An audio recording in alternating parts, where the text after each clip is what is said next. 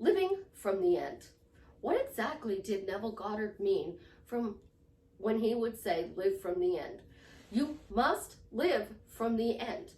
You get your desire, you go to the end, and you live from the end. We're going to talk about what he meant living from the end today. This is Susie, your beautiful Millionaire Swan Queen. Welcome back to the garden, my beautiful ducklings. Subscribe, smash the like button, share my video. I will love you forever. I am a life coach, the best life coach, with a 99.6% success rate in getting people back together with the love of their life. If you would be interested in working with me one-on-one or joining my paid Facebook group, where it is the only place I go live, please check out the links in the description below. So let's talk about Neville Goddard. When I started my YouTube channel, if you go all the way back to the beginning, I was very strict on the Neville Goddard. I would tell you, you need to align your imagination, your thoughts, your words to get your desire. Your imagination is the scenes that you are creating in your head, the conversations you are having in your head. Your conversations are with like your specific person, your boss, your kids, your friends. Those conversations are your imaginal scene. And then I told you, you need to align your thoughts. That's your inner conversation and your mental diet. And then your spoken words. Because when you lined up your imagination, your thoughts, and your words, you could have, do, or be anything you wanted. So we're definitely going to use a specific person analogy in this today, but you could also use this with money, getting a car, a house, a job, changing your relationship at the job, because everything in your life is a specific relationship, and relationships are what I teach. So let's go to this. You're living from the end. So the other day I did a video where I was standing in the door jam. And I'm standing in the door jam and I'm explaining to you what a parallel reality looks like. And you can go from this reality by not talking about what you don't want, and go to this reality and talking about only what you do want. Well, living from the end is very similar. Living from the end is, I'm with my specific person, I'm not with my specific person. So again, we're going to use Jared and Jason. So living from the end is Jason. Living in the end is Jared. So I'm living in the end with Jared. This is no different than moving from one state to another.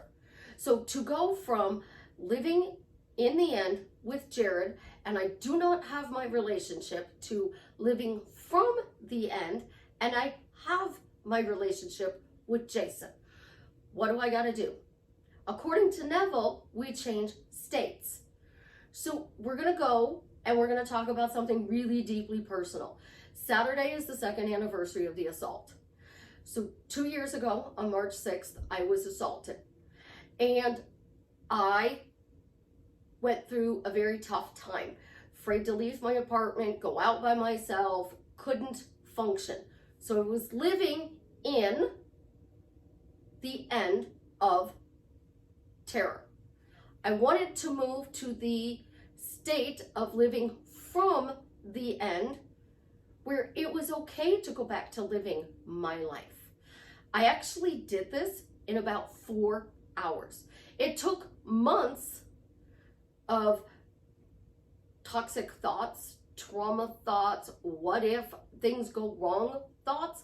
But when I finally said, fuck this, I am going to move from living in the end to from the end, I found somebody and I shifted in 4 hours. So you can instantly shift from being in to from. So what did I do? This is a really simple analogy. You are in the town you live in. So you're in the town you live in. You're literally, figuratively in the town you live in right now. To go to a different state and live from the end, you would leave your town and go to the other town, another town.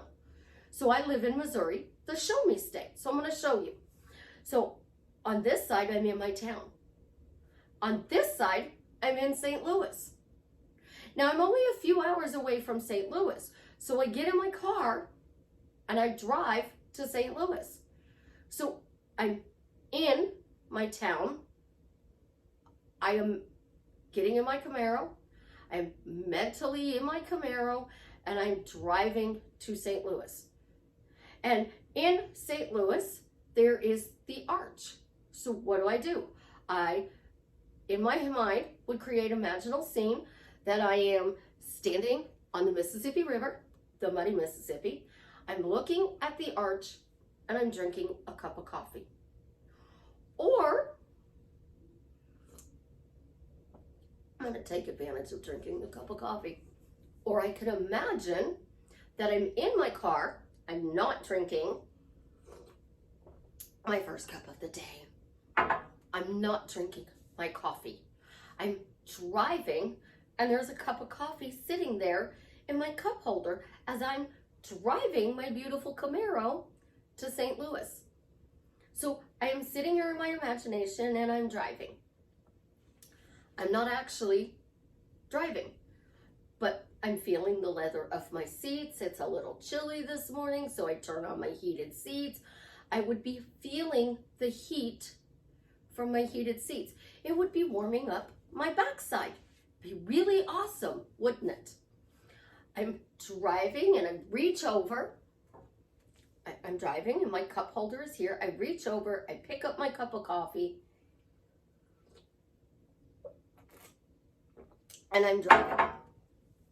Simulating that you can physically see it. It's ladder exercise. You put your hand on the ladder and you feel the ladder. Is the ladder wood? Is it aluminum? You're feeling it. Put your other hand on there. You pick up your foot. You put it on the first rung. You pick up your foot. You put it on the second rung. And you're feeling the ladder in your hands and under your feet. And you're doing this all in your imagination. So then, within a few days, you wind up climbing a ladder. And Neville would tell you, go home and do this. Come back next Sunday if you actually climbed a ladder. And people would come back next Sunday because they actually climbed a ladder. So I amplified this. The state you want to live in is that it is done. How does it feel that it is done? Does it feel relief that your imaginal act became reality? Does it feel happy? Does it feel joyful? You are in the end of marrying Jared, and you are from the end of marrying Jason. So if you're in the end of Jared, you're crying and your tears are running down your face and you have this 2-page wedding vows speech at your wedding. You're living from the end of being married to Jason. You're on the dance floor. After the ceremony, the violinist is serenading you while you do your first dance as husband and wife. There's not a single word said. You are just dancing. That says the marriage was done. So now you're from the end. A true scene that would actually happen. The wedding vows, you're reading them, but there's no wedding ring on your finger. You haven't signed the marriage certificate. And then the words you're putting in a specific person's mouth, are they natural? For example, you want an apology. So somebody calls you up and goes, I'm an asshole. I apologize. Will you forgive me? If they wouldn't normally say that, that's living from the end.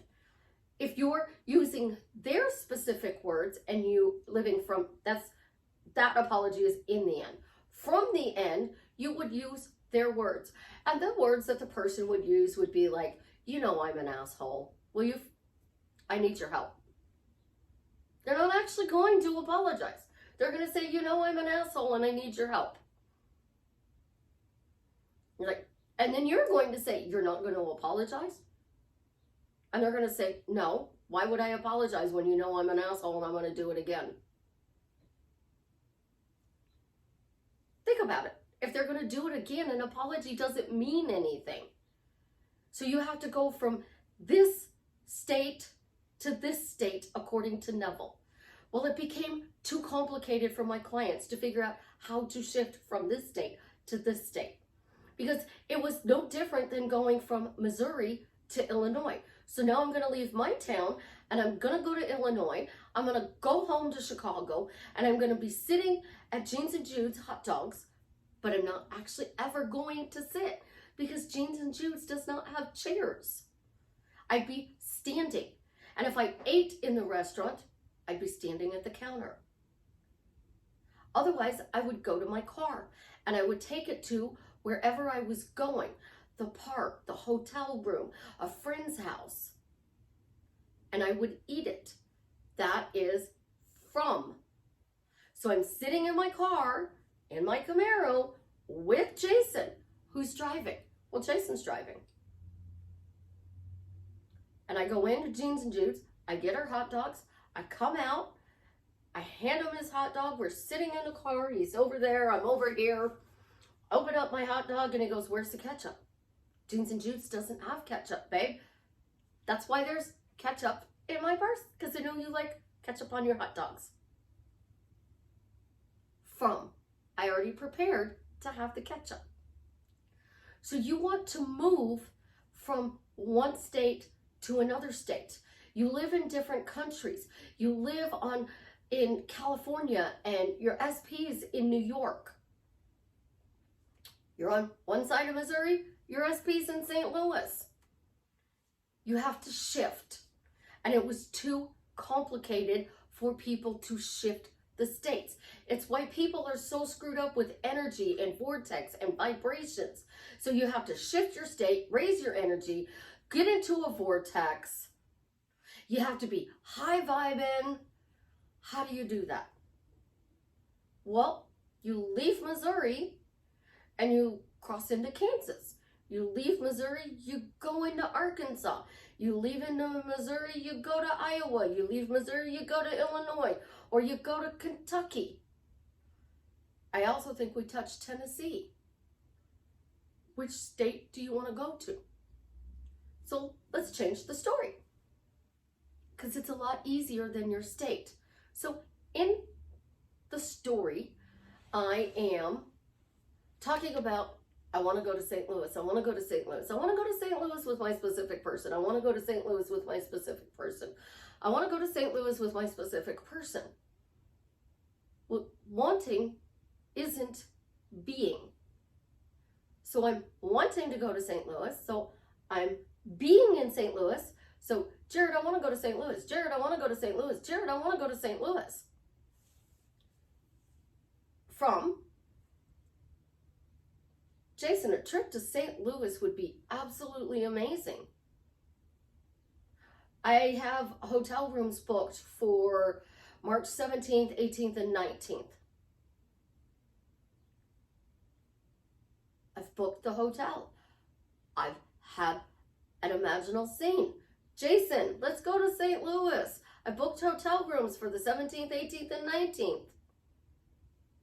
Jason comes back and says, sounds great, babe. Real simple conversation. Real simple conversation. I didn't even have to imagine coffee looking at the St. Louis Arch. I used an inner conversation. And then the irony of this, I'm actually going to use my daughter, because I always use Savannah. And you guys would know that if you watched the videos at the beginning of when I started my channel. So I'm going to talk to Savannah and I'm going to be like, Savannah, I'm going to go to St. Louis with Jason. We have bookings to 17th, 18th, and 19th of March. What is Savannah going to say back to me? Well, that's great, Mom. You deserve a vacation. Enjoy yourself. Well, I'm going to step it out even further because I'm going to tell Savannah that I want to create a vacation with Jason, and I need you to help me to create this vacation. And Savannah's going to go like, what? And I'm going to be like, I'm going to start talking about the fact that I have reservations in St. Louis. I'm going to just start talking about it. And you're going to say, great, Mom, you deserve to have a wonderful vacation. But we're going to actually do it the way most people do it. Can you afford the vacation? Savannah's going to say, Mom, are you sure you can afford to go to St. Louis? How much is the hotel room going to cost? Where in St. Louis are you staying? Is it going to be safe? That's my inner conversation now, causing resistance or doubt. I don't have to heal that inner conversation. I didn't have to heal from the trauma. I went from the state of, in the end, of no longer having the trauma terrorize my life to moving past it, and I could go out in public again. As a result, in the end, I couldn't pick up Ophelia from school. I wouldn't be able to drive to the nail shop. I wouldn't be able to go get my hair done. I wouldn't be able to run to Starbucks because I would be afraid to get in my car and leave. From the end, I went and got my hair done. I went and got my nails done. I picked up Ophelia from school. So again, your story is a lot easier to change. So I can sit there and say, story. Oh my God, I remember when, Neville's technique, I was afraid to leave my house. But now I can safely go to the nail shop, the salon to get my hair done, pick up Ophelia from school, go get my daughter Georgia, go to Starbucks. Dunkin' Donuts, when are you coming into my town? Soon, because people tell me everything. I totally wiped out any resistance I had of going to get my cup of coffee. When you are having your imagination, your thoughts, and your words lining up, I added feeling because you want to be in a quality relationship. So what is one feeling word that you can have that gives you a quality relationship? Well, I love my life. I love my job. I love my partner. I love having money. I love your feeling. How does feeling loved make you feel? It makes you feel good. So in reality, breaking it down super simple, in the end, you don't feel loved. From the end, you feel loved. So in the end, I'm married to Jared. And you're like, this is robotic. I'm saying this, I'm imagining it, I'm not having any doubts, but I feel like a robot. I'm married to Jared, I'm married to Jared, I'm married to Jared, I'm married to Jared. Quality from the end. I'm happily married to Jason. You are from your end, you are married to Jason, and this quality of your relationship is happy. You don't like the word happy. Beginning of my videos, have a big resistance at the time to the word happy. I didn't have a happy marriage. So marriage to me equaled miserable. So I want to be from the end. I pick a different feeling word. Have a romantic marriage. I have a fun marriage. I have a blessed marriage, a wonderful marriage, a fantastic marriage. According to Neville Goddard, your question would be, isn't it wonderful? I have a fun marriage to Jason. Isn't it wonderful? Why do I have a fun marriage to Jason? is what Susie changed it to. Because most people don't walk around and say, isn't it wonderful? So I changed my language and the way I teach to match the way people speak. I don't teach you Susie's way to manifest. So I put a sign on my door and I said, hello, winter. And I was sick. I had people knocking on my door and they were being rude. And I was out with my daughter shopping and we were at Walmart and we were looking at the Easter stuff that came out. I saw this cute little sign that said, most of all, has a little picture of a bee and it says kind. So most of all, be kind. And I picked this up and I had a really quick conversation in my head, an inner conversation. Savannah, this really changed the way people are treating me. Savannah said, that's great, Mom. That was it. I walked up to the register where she was at. I set it in the cart. One of the Walmart people that we know came up and started talking to Savannah and I and Chance. Chance started crying because he's in that stage now where stranger danger and you go to talk to him and he starts crying. So Savannah's ringing up her groceries and I was taking mine out, putting them off to the side with my little sign. And I just had that inner conversation. Really simple, easy.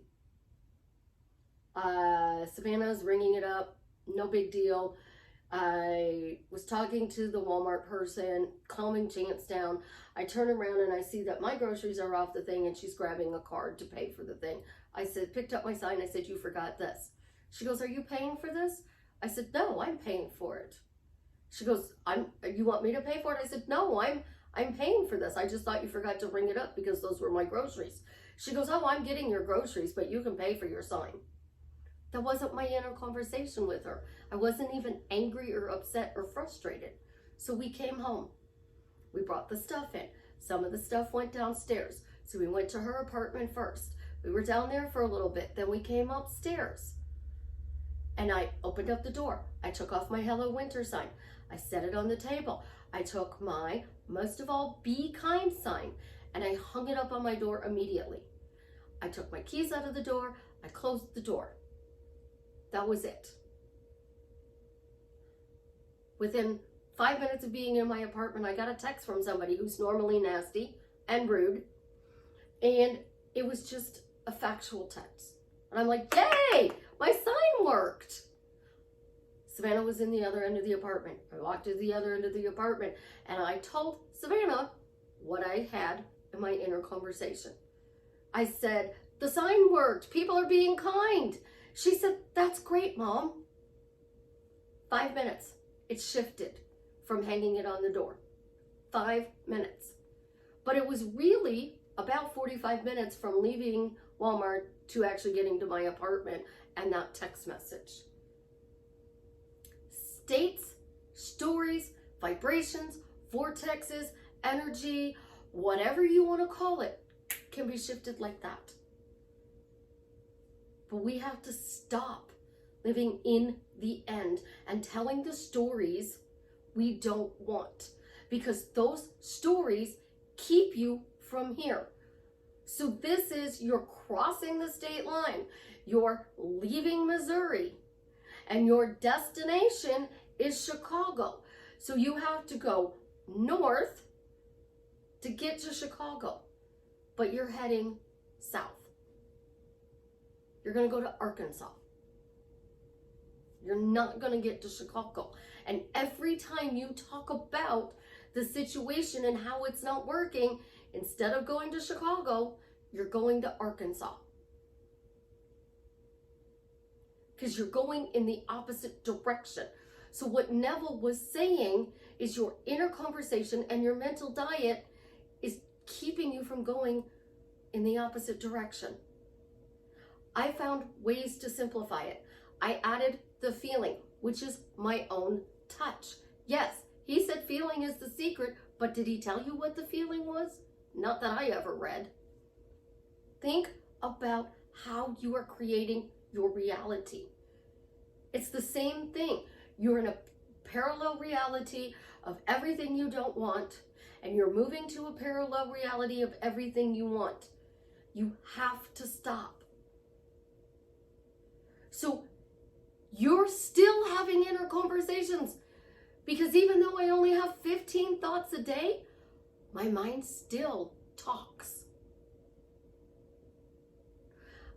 I still have an occasional imaginal scene because I'm working on how something's going to work out. So I might imagine having this conversation with Savannah to get it figured out. The key to Neville's teachings was go to the end. Stop worrying about the text message. Stop worrying about the phone call. Stop worrying about what they're going to do. And just talk about being wonderful in your relationship. Isn't it wonderful I'm married to Jason? That is a question that gives you quality to your relationship. Because Neville did teach questions. He didn't answer his questions. I tell you to answer your question because it amplifies the question. It gives your brain a reason why this happened. So you let go of all this resistance, doubt, and chaos as to why you can't have this relationship.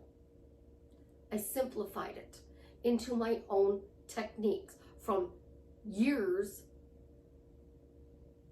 of coaching people to get back together with the love of their life. Here's a simple question. One of my clients actually did.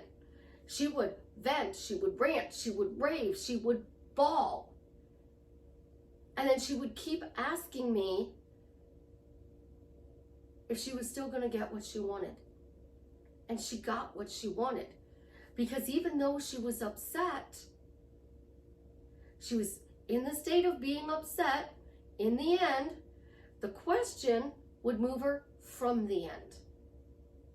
So your questions need to be better questions. And I will do tomorrow's video on how to ask better questions. But go to your realities.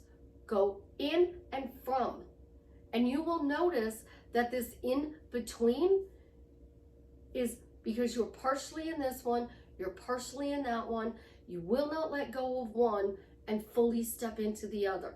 And fully stepping into living from the end means you do not discuss any reason why it's not working. You let it go. You only mentally, physically talk about why this is working to your advantage. I love you guys. Have an absolutely positively amazing day. And as always, leave me a comment and let me know how I am drastically changing your life for the better.